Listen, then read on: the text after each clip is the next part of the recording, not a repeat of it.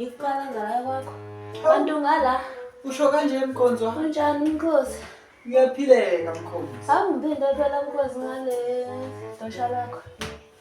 Aqale. Nansi impi yedosha.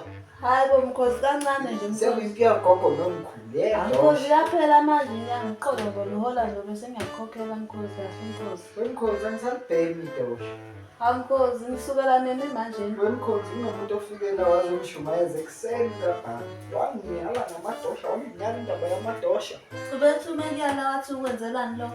Yabona nje manje sevele ngigqobela imifino, ngihlalele ngey'ngane zami, ngiyile right. Awuda Mkhosi. Sengikhathele Mkhonzi, Ngiyakutholaphi lapho? sengikhathele. Mkhosi Uzoma kuthiwa uyancisha noma?